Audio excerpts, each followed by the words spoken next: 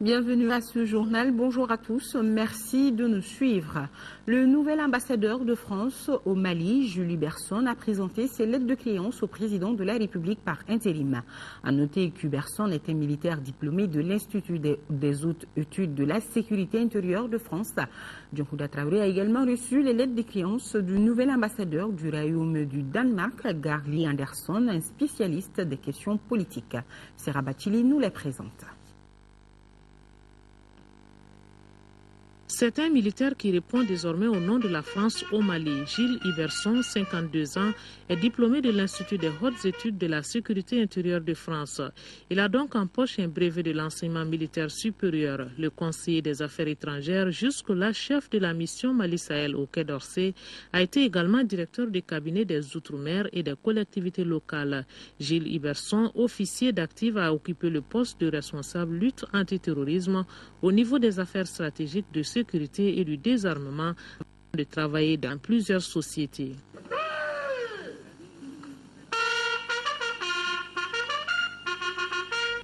Le nouvel ambassadeur du Royaume du Danemark, lui, est un terrain connu puisqu'il était jusqu'à sa nomination le chargé d'affaires à l'ambassade du Danemark à Bamako depuis 2011.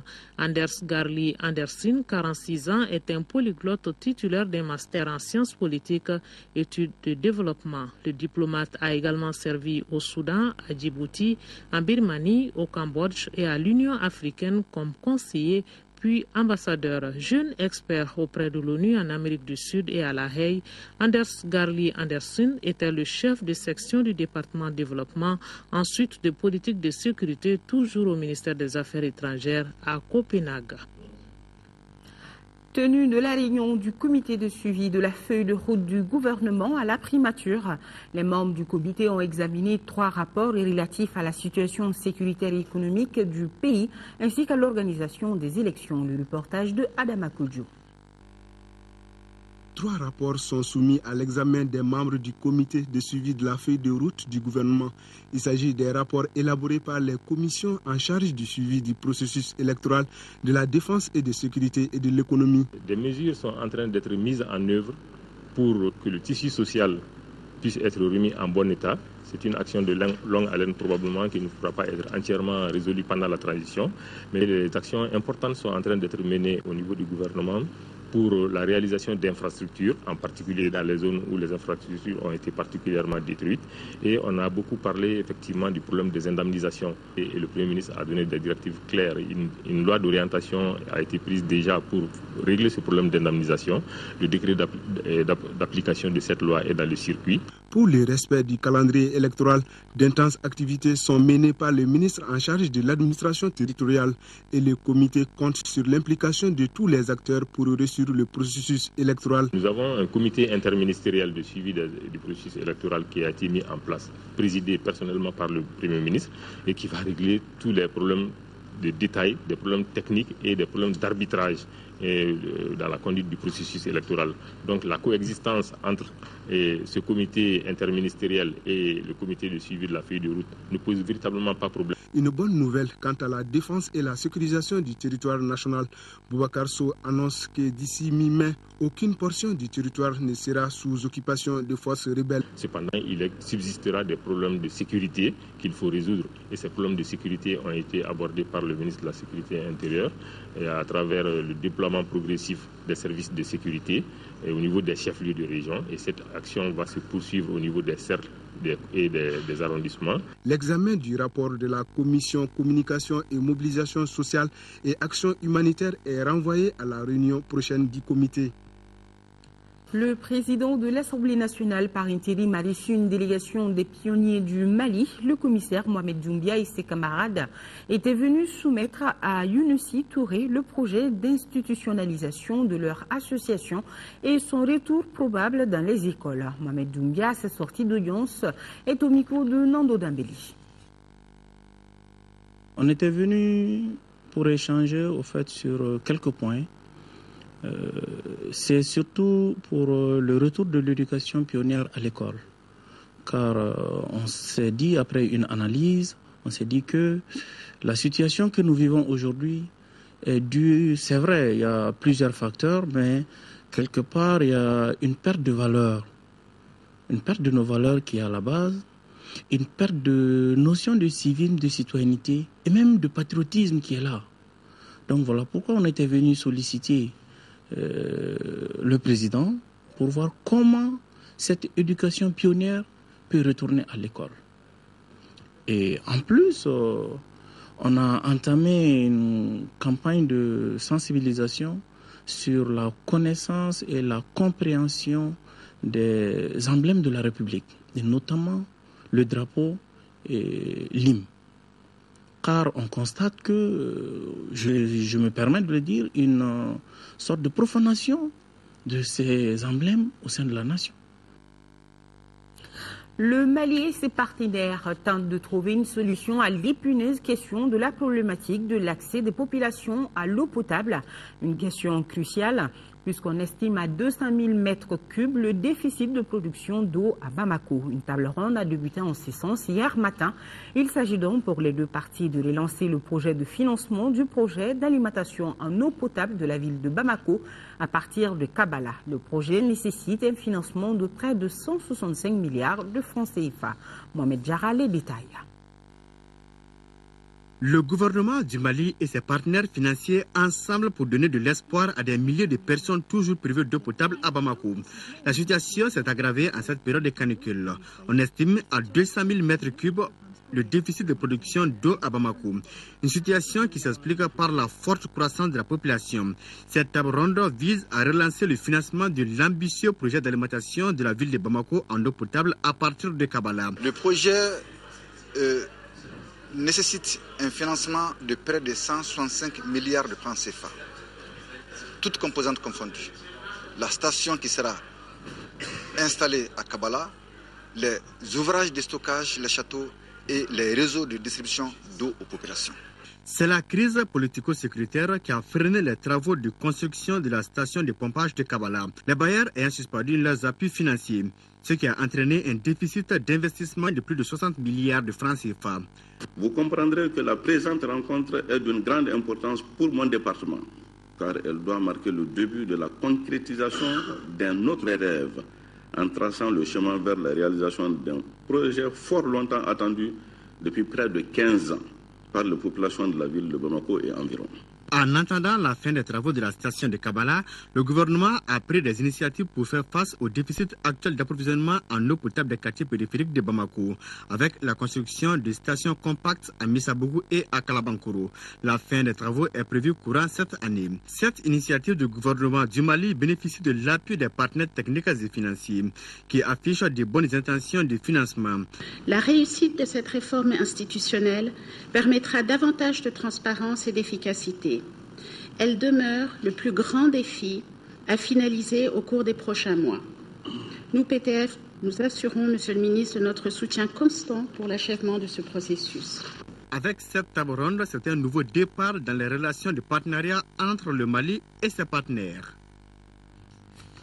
Toguna Agro-Industrie accroît sa part de marché dans la sous-région. Cette usine malienne va fournir 40 000 tonnes d'engrais au Bénin pour un coût total de plus de 15 milliards de francs CFA. Une convention a été signée lundi dernier dans ce sens entre le ministre béninois de l'Agriculture et le PDG de Toguna Agro-Industrie. Les premiers camions ont quitté Bamako pour Cotonou en présence de notre reporter Bourama Traoré. C'est un point de plus que vient de marquer Toguna Agro-Industrie. L'usine va fournir 40 000 tonnes d'engrais au Bénin pour la campagne cotonnière 2013-2014. Le coût de l'opération est évalué à plus de 15 milliards de francs CFA. Toguna Agro-Industrie accroît ainsi sa part de marché dans la sous-région. C'est à 18h40 ce mercredi que les premiers camions ont quitté Bamako direction Cotonou, la capitale béninoise. Et la société s'est dit déterminée à réussir le pari. Nous nous sommes engagés à livrer les engrais dans de bonnes conditions et nous allons nous en tenir. Aujourd'hui, grâce à Dieu, grâce à l'effort des autorités du Bénin et du Mali, nous avons vu partir les premiers camions pour le Bénin. Nous osons espérer que les choses se passeront bien sur la route et s'il plaît à Dieu, nous allons respecter les délais contractuels Le délai contractuel est fixé à 2 mois. Pour la campagne agricole 2013-2014, le Bénin voit grand. Le pays de Yayi Boni projette d'atteindre 600 000 tonnes de coton graine contre 240 000 tonnes la campagne écoulée. Un objectif ambitieux dont l'atteinte dépend en partie de la disponibilité des engrais. Et le choix de Toguna Agro-Industrie pour mener cette opération a bien des explications. Le chef de l'État, là, il le dit souvent, il faut que l'Afrique parle à l'Afrique. Voilà une manifestation concrète.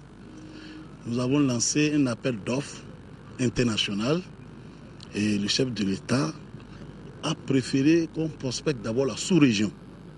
Vu la capacité de Toguna, il a soumissionné et le conseil a été unanime qu'on fasse confiance au Mali. Le Bénin vient donc rallonger la liste des partenaires de Toguna Agro-Industrie. La société a fait ses preuves dans 7 autres pays du continent. Preuve de son sérieux, de son savoir-faire, reconnu et apprécié. C'est la loi du marché qui a joué ici.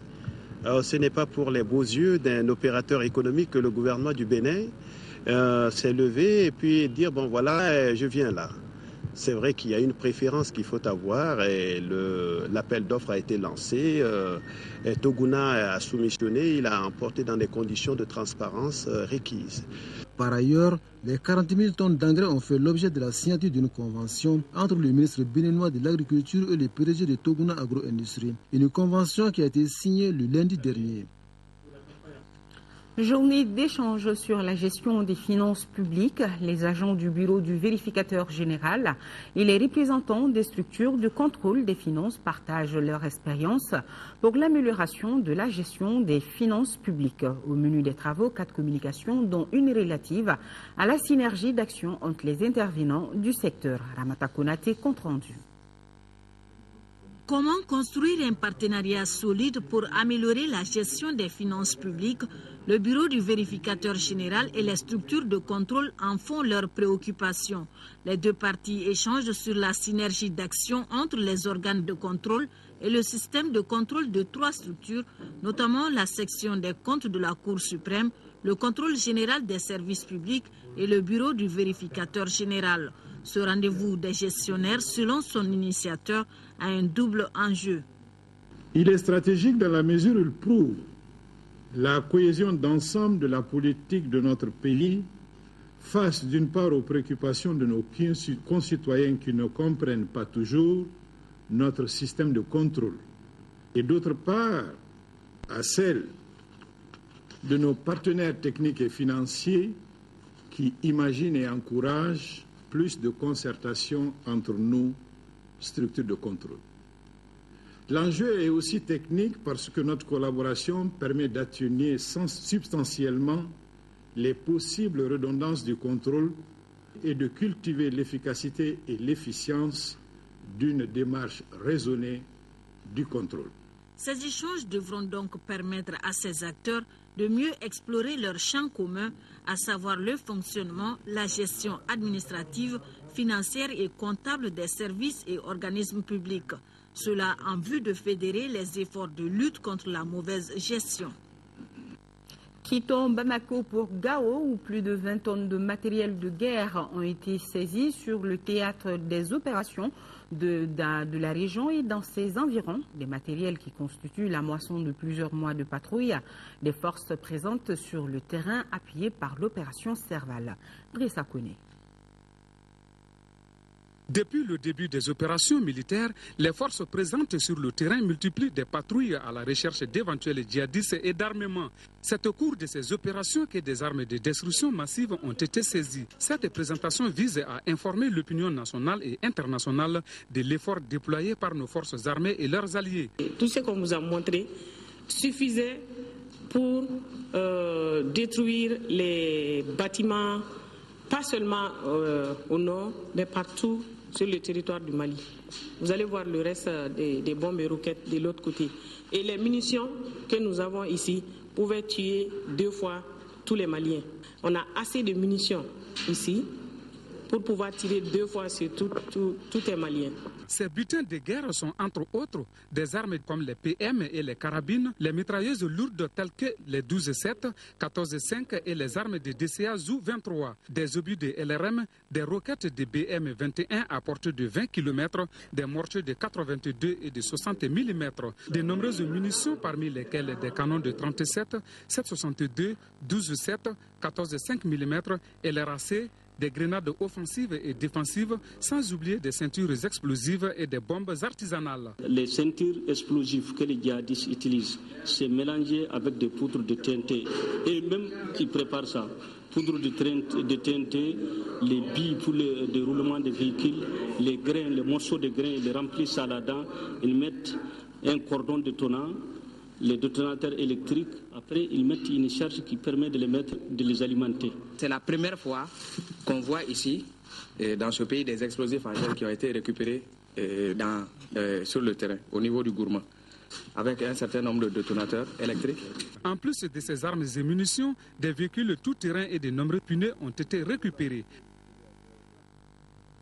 Point final à ce journal. Merci de votre aimable attention. D'autres informations, c'est à 18h et à 20h avec Aoui Touré. Moi, je vous dis à demain, 13h. Merci et bon appétit. N'oubliez pas de visiter notre site web www.ortm.ml. À demain.